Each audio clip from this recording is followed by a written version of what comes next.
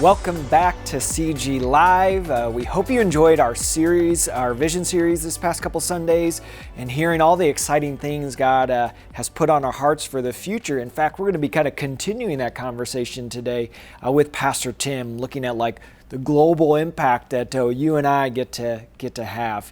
But before we get there, here's your weekly connection, some announcements. First, if you are currently serving or have been thinking about serving in our church, we've got an exciting event just for you. Our leadership rally on a Sunday, September 22nd from 12 to 3 p.m. We'll dive into the power of hospitality, how each of us can make a real impact in our community by simply loving and welcoming others. So whether you've been serving for years or you're just starting to explore where God is calling you, this is a perfect opportunity for you to be inspired, connect with others, grow as a leader, get a free lunch. So don't miss out. Join us for this incredible time learning and encouragement. And you can sign up using the link in the description. Second, starting on Sunday, September 15, Belong, formerly known as Discover, starts, and this is essentially for anyone looking to truly connect and grow within the Christ Greenfield community. This 8-week course is designed for those who want to understand the core values that define and drive our church. So whether you're new or simply seeking a deeper connection, Belong will help you explore how Jesus reshapes our lives, the grounding and power of biblical truth to help you develop and discover who God's called and created you to be, and more. So dive in, grow in your faith, and find your place in our mission. Belong will be taking place on Sundays at 10 a.m. in our school theater. So sign up today to be ready for week 1.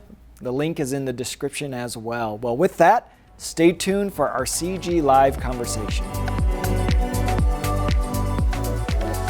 Well, hello, welcome to CG Live. Pastor Michael here with the one and only Pastor Tim Ullman. And we got a great conversation for you today just about how the church is much more than the four walls and goes much farther out than just, our own little community, but it can stretch and reach all the way across the world. And so, Tim, I guess the initial question is, what has been your experience with like global missions, short-term missions, stuff like that? So my dad was a pastor in El Paso, Texas, from the time I was 10 to 15, and we would go over to Juarez that's right over the border. A lot. And so our youth group, building houses, which is a funny little thing. Who in Juarez is saying, I can't wait for a 14-year-old Tim to come over and help me build a house. I don't think that. Anyway. The skill set that you guys brought. Oh, man. It was next level craftsmanship. Anyway, so I would go over, develop relationships with an iglesia, a mission. Iglesia, it just means church, but like the Juarez Iglesia Lutheran kind of mission society. So that was a cool experience. And then when we moved to Denver, we went on every single summer mission trips, and those were often to either Juarez or Nogales. And then when I was a pastor, first 3-4 years, and I don't know if it wasn't the year you were a vicar at Bethlehem, but must not have overlapped. We led 3 different mission teams, not just youth, but even some young adults, to Nogales, and we did witnessing in the city dump. Whoa! Not a great place. It was a kick to the gut and just broke our hearts. When you go on those type of experiences, everybody says it just makes me appreciate. Sure, that can be your posture. It really, for me, it kind of leveled the playing field to say, oh my goodness, there's a lot of brokenness all around me. Yeah. And we're just window dressing our all of our crud and our mess. Yeah. And it's just on display. And so I mean, really the heart of the table and then La Mesa and a lot of those types of movements was there's a mission right here, wherever the marginalized, least, lost, hurting, and lonely are, for sure. But there's this, you need to sometimes get out of your context. That is the power of the missionary experience. And we want to start having more, and we're going to talk about it, more and more of those at Christ Greenfield. So that's my story. What about you? Yeah, very similar. Like in high school, I said this a couple Sundays ago, just said I probably wouldn't have been a pastor without short-term mission trips. Because in high school, we went to Juarez, which, we help fix some lady's roof, which is kind of ridiculous. Cool. And do a VBS, play sports. But it was something about getting outside my little bubble into a different language, culture, and really just to see like God on the move really just rocked my world. That's, I would say, like faith started becoming my own and was really just formative and shaped me. So if you haven't ever been on a short-term mission trip, I would strongly encourage it. And too, with that kind of like posture and heart, we're not coming there to like save anybody, right? That's Jesus' job, but to come with like mutual brokenness and just be like, hey, you tell us the best way to like help you and learn from you. And it's with that type of heart, man, it really does radically change the wild thing today, and in our American context, there are a number of missionaries from third world countries, global south, who are coming to the U.S. right now because of all the different people groups here. There are mission organizations, say in India, China, etc., South Africa, Africa in general, just a continent, who are sending missionaries here right now. It's amazing. That's wild. Yeah, Ethiopia. I was talking to an Ethiopian pastor here in the States who was sent by the Makana Yesu Church to the U.S. Isn't that nuts? That is nuts. Well, it kind of reminds me of like it's great. Our very own roots, where like they would send missionaries to like German settlements. Yep.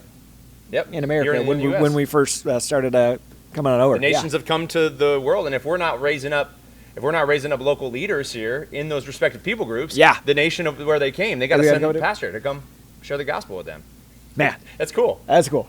That's cool. And it's just cool to think that like we are part of something so much bigger than ourselves, which really is like speaks to the need of all of us to be part of something transcendent, bigger than ourselves.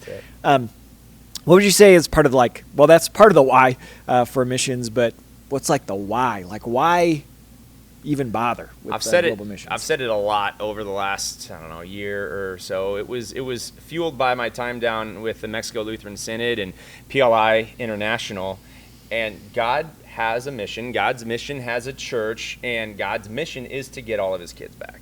So simply said, who does God want to be saved? He wants all the world to be saved. And I was reading on the doctrine of election. You may think that's a boring thing to read. We have the doctrine of election, though, that God chooses some. He doesn't necessarily, we don't know the hidden will of God. So we don't know who those some are. And it's the role of the church to proclaim the gospel to all the nations, right? This is the call that we just looked at last week in Luke chapter 24. Jesus gives that command, you will be sent. You'll be eyewitnesses to what I've done. Then this is a wild thing about it. We often think that proclamation is for the church. It's actually for the world. I was just on with a guy by the name of Dr. Detlef Schultz, who teaches at Concordia Theological Seminary in Fort Wayne. He wrote a book called Mission from the Cross, and he just went off on a recent podcast on Lead Time saying, no, the primary point of proclamation is for the world, is for the community. And if you're gathering together, you're being gathered to scatter. So there's always this sending component to proclamation. Almost like when we gather, we're training one another up to be proclaimers. That's it. And the early church is gathering. You see in Acts chapter 2, right? They're getting together for the breaking of bread, for the hearing of the word, for prayers, for singing. The liturgy, if you will, was being established for the church, but it was because of the sending nature of God for all the nations. Yeah. And too, I just love like the image of like God pursuing his lost children. You know, like Jesus going after the one sheep. I shared this story about when we first moved here to Arizona. We couldn't find Maggie. You lost Maggie? We lost Maggie. Oh, no. And like we're like running around the house and outside and around the house like yelling for her and like nothing. And our neighbors start looking. We start going to all the like the little parks around us, and like the panic that sets in, the urgency that sets in, the desire to like just get her back. And I remember it got to the point where Joy's like, I'm calling the police. Wow. So she did, and naturally, I mean, they showed up so fast, but it's like as soon as she called him, I found her.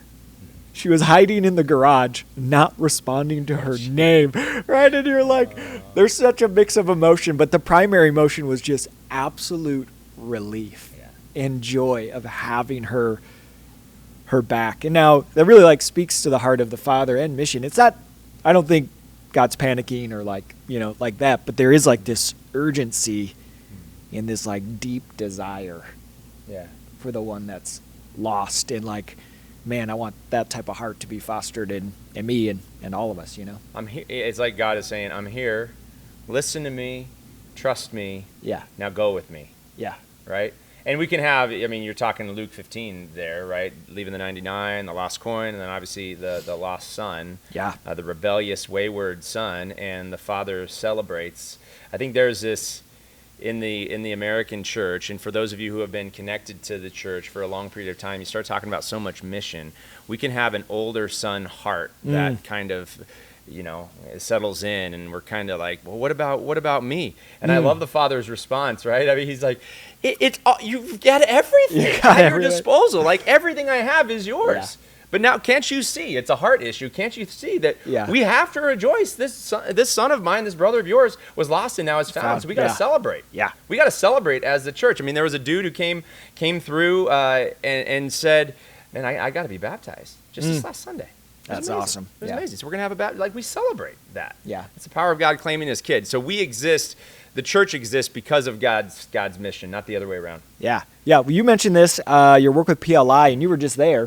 Why don't you explain, what were you doing? What specifically were you doing? There's a upstart synod. And when you think of the Lutheran Church Missouri Synod, you think, 6,000 congregations and this kind of thing.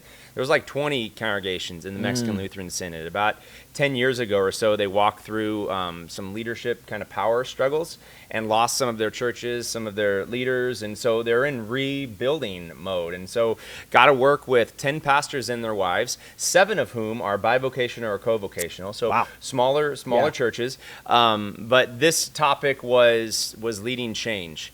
They're like wrestling. What do we have to change the liturgy, or do we got to change it? No, that's not what we're necessarily talking about. But it's a change of perspective from an internal focus to an external focus. And then as you start maybe new ministries, new churches, etc., how fast do you change and things like that. So there are certain things regarding change management and the anxiety that change kind of produces that is that's universal, 100%. So it crosses into the Mexican, the African church. And so PLI International has done a wonderful job. It's a 4-year experience for these pastors and their wives.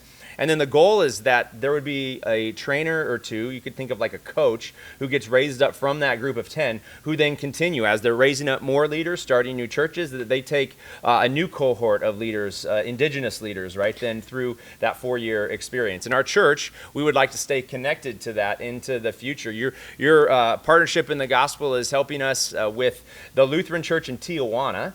Pastor Job there, he's doing a wonderful work, and he's got a smaller congregation, and he'd like to put the iglesia, the big hymnario is what they call it, right, is huge. The Lutheran hymnal is huge, and this is a very traditional place. He goes, I see that you guys have screens. Could we have, because my people, they're doing biceps, and I've got older people, and they can hardly hold the hymnal, so could we put some of this on screens? And we're going to be helping them do that. So it's just about leadership development, coming down with a posture of humility to learn with them and to see the same mission exists for them in the Mexican Lutheran Synod as it does for us. Yeah, and you mentioned the impact. What is the dream or the outcome of this work? Yeah, more churches, more workers down in the Mexican Lutheran Synod. You mentioned 1,000 starts? Is that what you mentioned? They have big dreams. Yeah. They can see multiplication occurring and, leading to hundreds, thousands of starts. Mexico is a very big country. We were down in Mexico City, and that's where we'll be every September. And, these guys they're seeing even small. They're like, if the disciples had 12, who's to think we couldn't do something extraordinary with 10? Yeah, that's an incredible attitude. I love it. I love it. So much humility, so much passion for the mission of God. Yeah. What are some other things CG's doing, or you see God preparing for us to do when it comes to global missions? Oh wow! Well, Lutheran Bible translators, and you can speak to this. This is in your kind of wheelhouse right now with our missions team, but.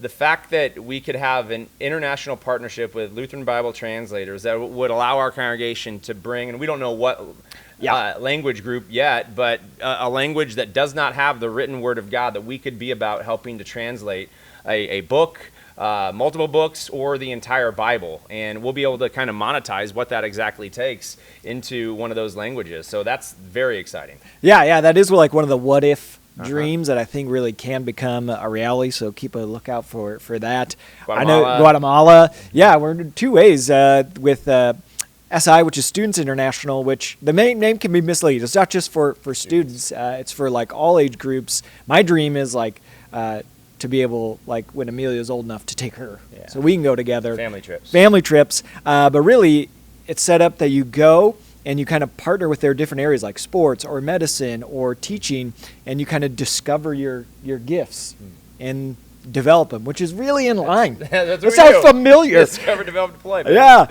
but again, it's an opportunity to get outside your bubble and stuff. And then coming up in November with World Vision, they're starting a new place, a new partnership in Guatemala. So we get to be in on the ground level with that to be chosen, which means we'll agree to sponsor a child, but then the child chooses us. And they have a partner who's willing to match all the kids we sponsor up to like 1,000 kids. Wow, it's amazing. Isn't that incredible? So when is that going to be? November 17th is when the chosen happens, and then that next week, the 24th, will be the reveal, like which child chose you, which I'm super excited about. And just like, you never know what else the Lord's going to put on our path, but just to be ready that the mission of God is like just so much bigger than we can begin to imagine. Thank you for preaching at East Mesa, and I was blessed to be at Gilbert this last week where we talked about the 5 lanes. I mean, we got projects, we got next gen, but then a lot of what we're talking about is the local Arizona, so multi-site, micro-site, new starts, helping La Mesa continue to expand. Praise be to God. Thank you for all you're doing to represent and care for that awesome community. And then our national mission primary partners there is the ULC, doing a lot of leadership development, Unite Leadership Collective, as well as Red Braille, some of the creative content coming out from Red Braille. And then we're expanding on our international mission orientation. So yeah, very, very exciting. And we're going to be raising up a group called the CG Kingdom Builders. We threw out the QR code here recently. If you want to self-select to say, hey, I want to be at the table as a lot of these strategic decisions are made and priorities are made regarding how God's resources get spent, please hit us up there. We would love to connect you to that amazing work. I actually have a meeting with kind of the steering committee later on this afternoon. It's very exciting. That's awesome. Yeah, that's awesome. So next steps for them, check out the CG Kingdom Builders. Any other ones? If you want to go on the mission trip, send Michael like right now. I mean, looking to build that team, send you an email. If you want to know more about the Mexico Lutheran Synod and ways you specifically could help, send me an email, tallman@cglchurch.org. And yeah, we're better together as we go on mission. And hopefully, as you kind of grow with us here, that mission orientation just grows, that you learn to say, hey, in my neighborhood, in my community, in my workplace, there are kids that are lost that God wants to find, and he wants to use us as his mouthpiece to do so. Praise be to God. Oh, yeah. Can't say any better than that. All right. Well, thank you for joining us today. Make it a great day. Peace. See ya.